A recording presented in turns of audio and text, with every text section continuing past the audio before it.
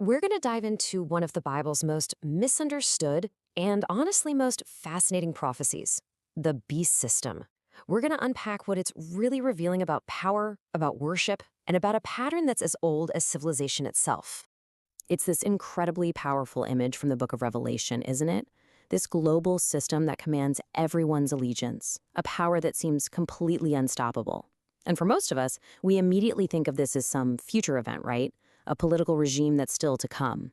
But what if the Bible is revealing something much deeper, something far more unsettling and frankly a lot closer to home? What if the beast system isn't just something that's coming, but a spiritual reality that has shown up again and again and again all throughout human history? To really wrap our minds around this prophecy, we need to go back, not forward into some unknown future, but way back, back to the very beginning of humanity's attempt to build a world without God. Think about it.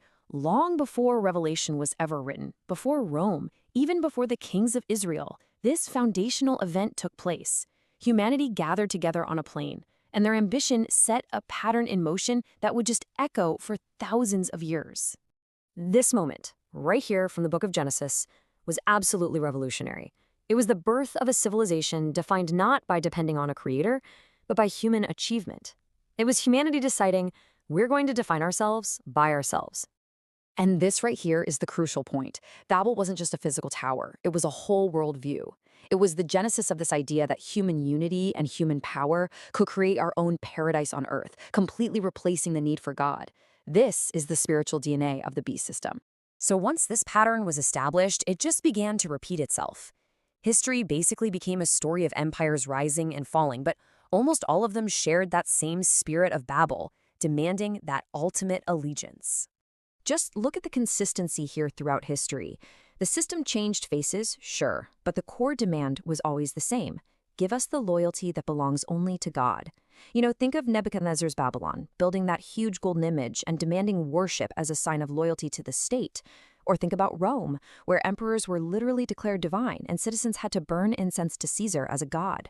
So when Revelation describes a beast with all these heads and crowns, it's not inventing some brand new idea. It's showing us the final, ultimate expression of this ancient pattern. So why is this system so compelling? Why do people keep falling for it? Well, because it offers humanity exactly what it craves, but without any need for surrender or repentance. It promises security, prosperity, a sense of belonging, all of it built on our own terms. And this reveals a really unsettling truth. The greatest power of the beast system isn't force, it's attraction. It thrives because it appeals to our deepest desires for security and for meaning, and it offers this shortcut that completely bypasses God. The book of Revelation illustrates this spiritual conflict so brilliantly by contrasting two symbolic cities. They represent two totally opposing kingdoms and two entirely different sources of power. On one side, you have Babylon. This is the city of human pride, built from the ground up by ambition, and it's powered by domination. But on the other, you have the New Jerusalem, a city that comes down from heaven as a divine gift, powered by sacrificial love. It's pretty simple. One system takes, the other gives. So if this conflict is so ancient and so powerful, where is the hope in all this? Well, the Bible's answer is found not in some future battle, but in an event in the past that completely redefined what victory even means. Just look at the total contrast in their methods. The beast system, in every single one of its forms, takes life to maintain its power. It builds its kingdoms through force. But Christ did the exact opposite. He gave his life to restore us and to establish his kingdom not through coercion, but through the ultimate act of sacrifice on the cross. This is the mystery that so many of us overlook. The final, decisive blow against the beast system, it was already struck at the crucifixion. When Jesus refused worldly power and chose the cross, he exposed the beast's entire foundation as hollow.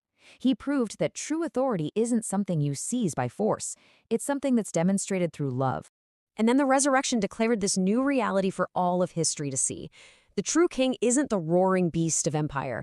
It is the silent, slain lamb who now reigns forever. This is why Revelation doesn't end with the beast on the throne. It ends with the lamb. So, okay, what does all of this mean for us, right here, right now? The prophecy of the beast isn't just about understanding a future timeline. No, It's about recognizing a choice that's right in front of us.